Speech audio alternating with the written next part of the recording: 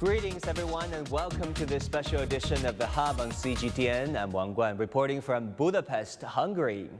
Chinese President Xi Jinping's visit to Hungary from May the 8th through May the 10th represents a significant milestone in bilateral relations.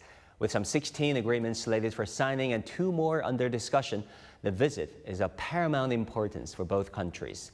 As Hungary embraces the Belt and Road Initiative, the potential for expanded trade connectivity with China and other European countries looks strong.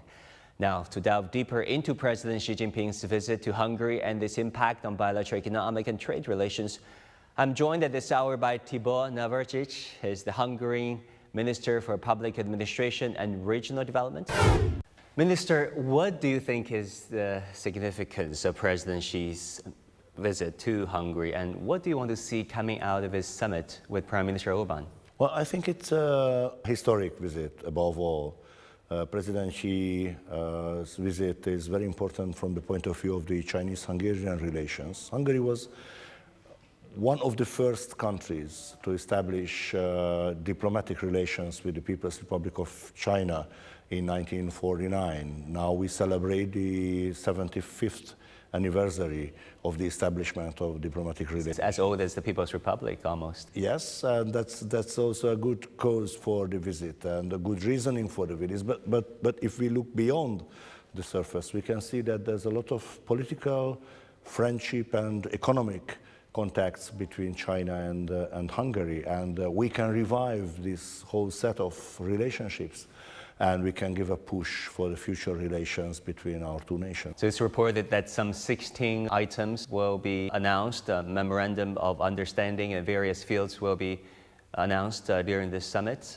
What do you expect them? How do you expect them to help advance bilateral ties? Of course, these 16 agreements and memoranda of understanding will be a broad framework, policy framework, of the way of thinking and future plans. We have to fill it with content.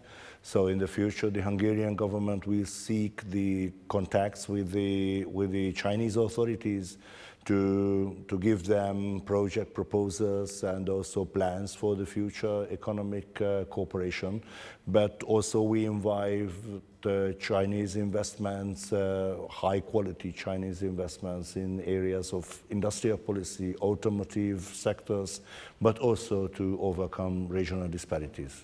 You are in charge of regional development, and how do you expect the Chinese investments, Chinese infrastructure projects? We know that Hungary was, in fact, one of the very few countries, the first countries, to join China's Belt and Road Initiative anywhere in Europe. How do you expect this program and bilateral cooperation to help with regional integration and regional infrastructure?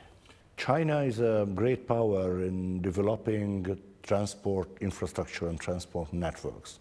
And we would like to get the best quality transport solutions. That's why we invited Chinese investments into Hungary to broaden the Hungarian transport network, because it is one of our main policy purposes to overcome regional disparities, to contact backward regions with the more developed regions, to make the population more mobile and the whole labor market more flexible, and the transport infrastructure, the cutting edge quality of the transport infrastructure, let it be highways or trains, fast trains, is crucial. And that's why we think that Chinese investments are not only welcomed, but essential support for our development proposals. You know, we were in Serbia a few months ago, and we took a ride of the Hungary-Serbia railway from Novi Sad to Belgrade.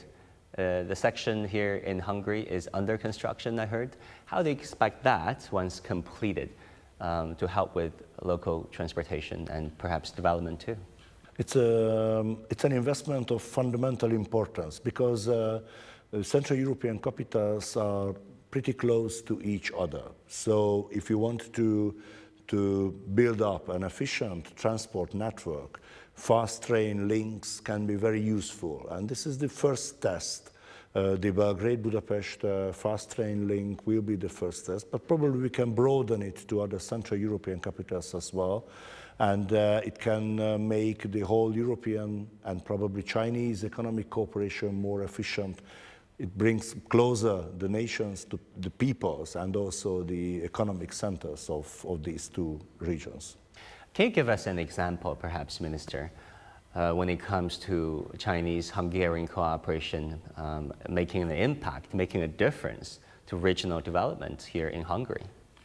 Well, Chinese investment has a broader attractivity in the region because of the amount of the capital invested in those projects. And Hungary is an open economy, which means that we are part of the EU, we are part of the single market, the European single market, which means that 80% of our products goes to the European single market. If there is a strong Chinese presence in the Hungarian economy, that also means that that Chinese companies can benefit from these investments. So, for instance, we have in the automotive sector, one of the biggest investments is going on. That's BYD investment in southern part of Hungary, which is very important for us because this southern Hungary, is one of the most backward region in Hungary. The Chinese investment, these factory will help us to invest more infrastructure to make the labor market more attractive for the people who live there, and also the labor force coming from Romania or from Serbia. You were in charge of education, youth, sports when you were serving as the European High Commissioner. That's a very important role, and those four areas are arguably among the most important factors when it comes to connecting people and peoples and societies. And you've been to China a couple of times. How do you think the grassroots friendship between our two peoples are helping with the strategic relationship of Beijing and Budapest?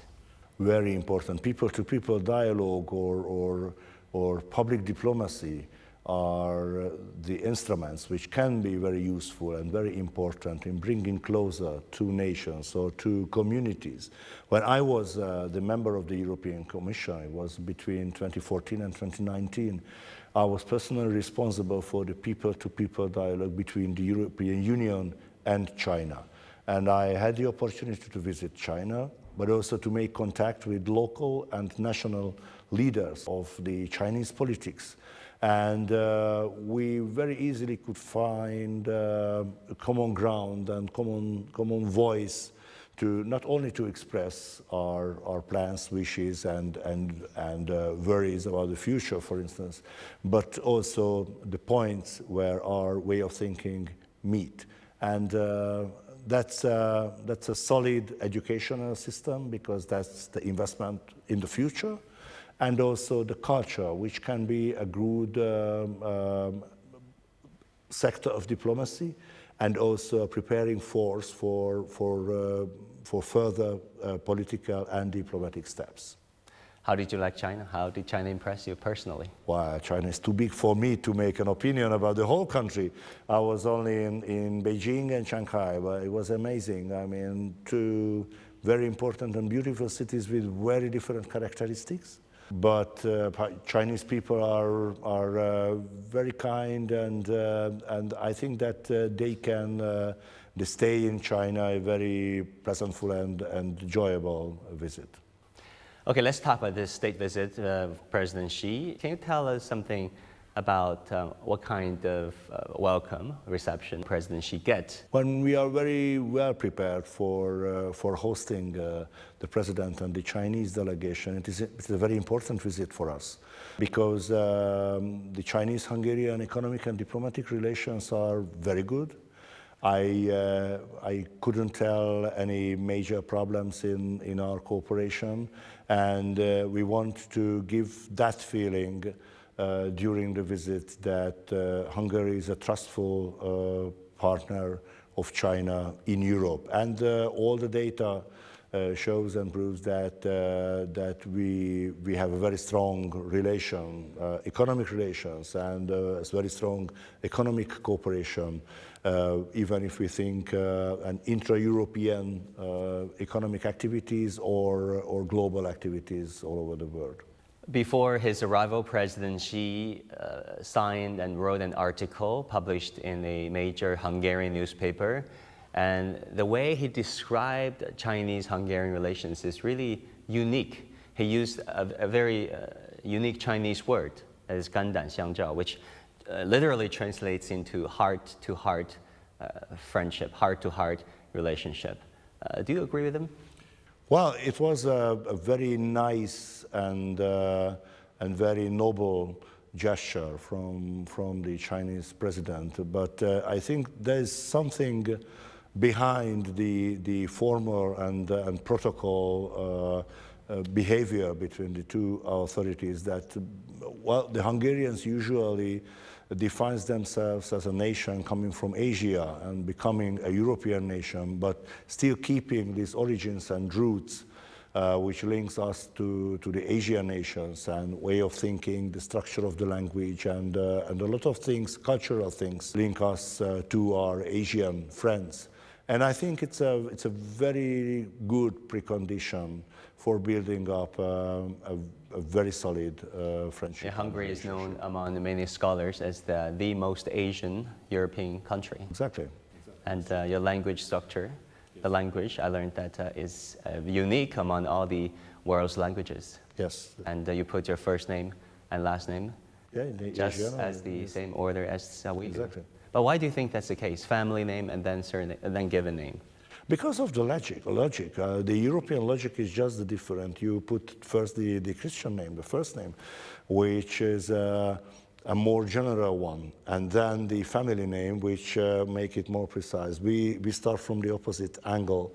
We first name the family, the group of emotional links, which gives you your identity and your personality, and then you become more general with your first name. Very good, very good. Finally, anything else you want to say to the Chinese viewers watching this program? Well, I hope that this visit will lead us to an even more efficient and stronger relationship with China and with the Chinese people, and a lot of Chinese tourists and also students will come to see us because it's a beautiful and very hospitable country. Minister, thank you so much for your time. Thank you for having me.